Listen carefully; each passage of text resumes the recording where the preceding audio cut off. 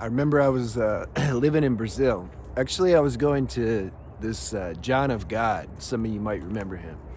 He recently got locked up because his personal life was a bit messy, but he was a real healer, and he helped a lot of people. So I was here at that place, and Brazil, Africa, Thailand, these are places, Spiritism is really popular. And so I met this girl, and she kept going on and on about how sensitive she is. She's so sensitive to other people's energies and attachments, and she keeps getting these attachments on her, these entities, these dark forces. She's like, they won't leave me alone. I keep these damn attachments. But she was saying it in a way. This is the level of introspection that I'm trying to see who can do. This is deep stuff, because the ego hides in this stuff. And here's an example. So she's talking about how sensitive she is, and the attachments keep getting her. But there was an arrogance behind that. There was like a proudness, a pride. Like, I'm like super sensitive, like super sensitive. I mean, like, attachments come and find me because I'm like so sensitive. You see, the mind turns these things into some special gift or some city or some special power, and starts making identity around that. But let's look at this. It's good to be sensitive, but you want to be sensitive and stable. See, you don't want to be excessively sensitive. I think my whole through line in all my videos is I'm preaching balance. It's all about balance.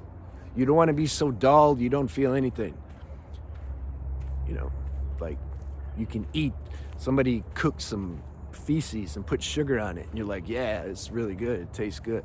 No, you got to be able to sense your food, the people you're around, your environment. You should be able to sense the vibration, the frequency. And does this resonate and jive with your higher nature? So being sensitive is good. But what if you're in a situation where you're around some people, you're in jail, you're sitting at, let's use a more practical example.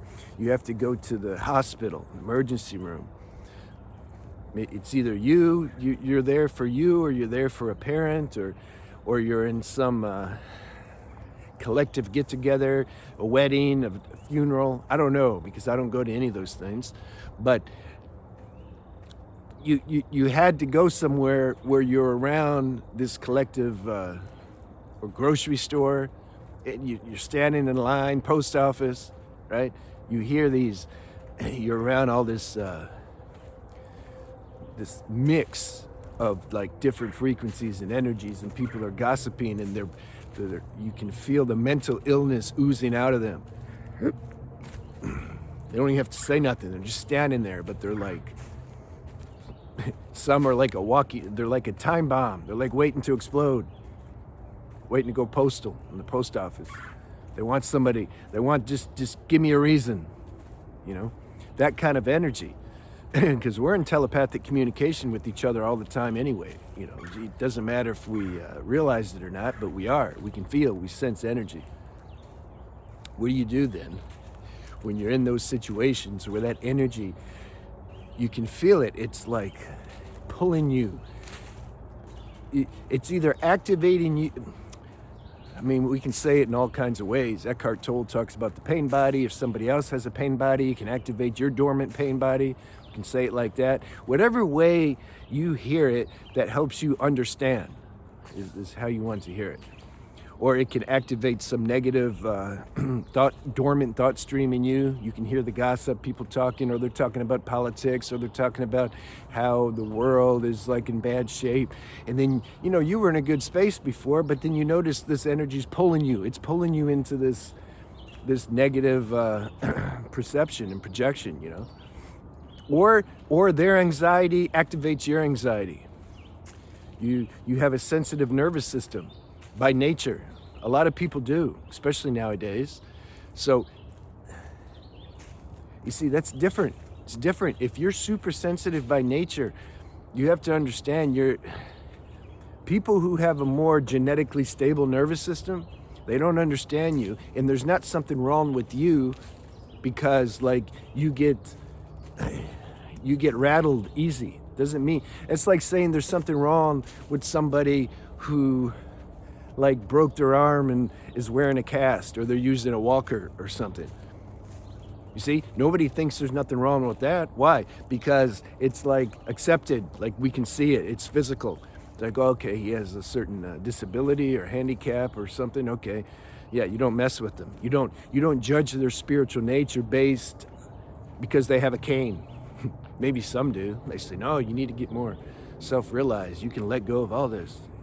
Yeah, the non-duals maybe, but we're not really discussing that here. So when it comes to mental and emotional disorders or imbalances or disabilities or handicaps, all of a sudden that doesn't get much compassion because people don't understand it. So I wanted to have that.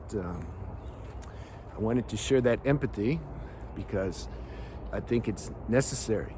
Because the mind says there must be something wrong with me. Why do I feel this anxiety and restlessness? Why is it if, just a little thing, it could activate this anxiety? Like, what's wrong with me? I thought I was spiritual. Look at these other people, like they clearly don't have, you can just sense, it's not like they're highly self-realized, but they seem like, they don't get too anxious or restless.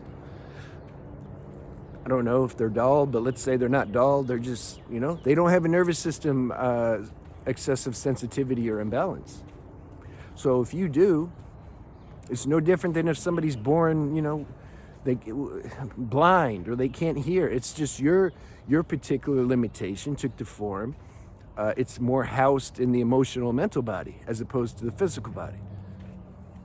So how do you handle that? First of all, like I said, you accept it. You understand, like, okay, this is my karma to work on in this life. This is my limitation. This isn't going to be, so easy. Get rid of the expectation that the mind likes to create to say, you just stop doing it. Like, what's wrong with you? Yeah, don't listen to that negative self-talk. That's the big problem right there. That negative self-talk is worse than the actual limitation itself. Have you figured that out yet? And then what you got to do, because we're talking about deep level here, neurology, emotional, mental body. These are deep bodies. There's no surgeon that knows how to fix that. All they know how to do is give pills to shut everything down. It's not fixing. But you're looking for a real solution, how to balance deep chemistry inside you that nobody can figure out. What do? And you need spiritual medicine. Spiritual medicine is the only thing deeper than this level that we're talking on right now. How to balance, it's impossible for the mind to figure out how to balance that chemistry.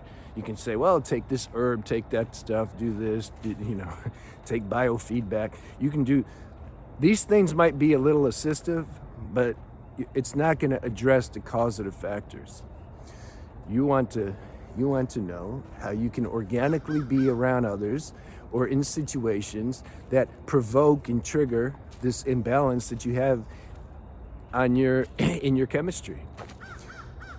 This is why I make videos and I touch on, there's two aspects. No, there's a bunch of aspects actually.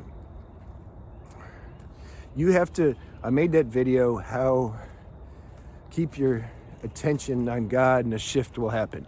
Yeah, that's what will happen. Only God or the universe, if you don't like the word God, only that power that's in you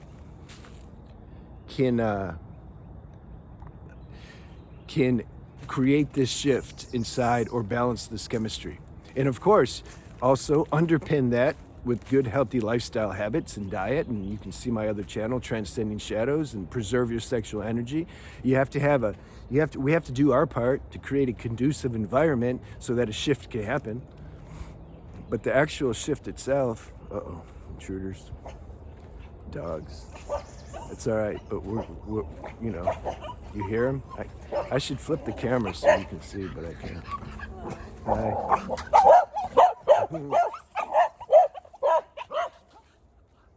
Oh, there you can see.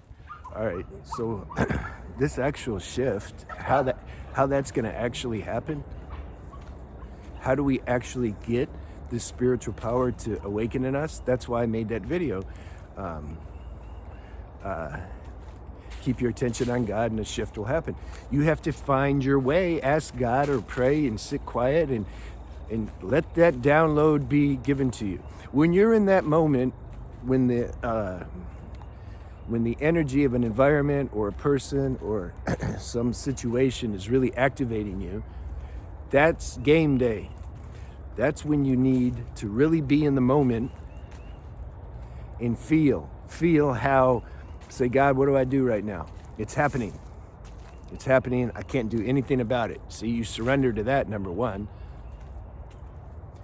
Don't deny it. Don't run from it in your mind and try to get into some other thought loop to escape it. I mean, sometimes you can't help it. It's okay. But we're talking about how to really activate this alchemy, transformation. In that moment, I'm feeling the anxiety. And this energy is like potentiating it. What do I do? Because I have to stay in line because I need to mail this letter, but I can't get away from this energy or these people. Like, what do I do? Okay, God, show me what to do. And you be super alert. You be super alert and feel in that moment what to do. Maybe you'll get the download to leave, I don't know, or go to the bathroom and just kind of hide out and regroup for a second. Or maybe you'll be aware of this presence inside you, and then this attention, you're just going to keep putting this attention on the presence because you're going to be motivated to do it because you don't want to be in pain. And you're not running from it.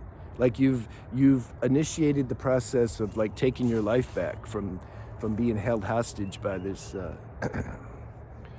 these bad habits and these imbalances. So then you start that. You start that and you have patience. This isn't going to happen overnight. But you get to where you have no choice. It's like, I just got to do this. Your attitude has to be, I'm willing to do this till I die, and if I don't get any results, so be it. I'm not going to quit. Yeah, God's going to touch. He's going to shift something if that's your attitude. I guarantee it. I'll see you.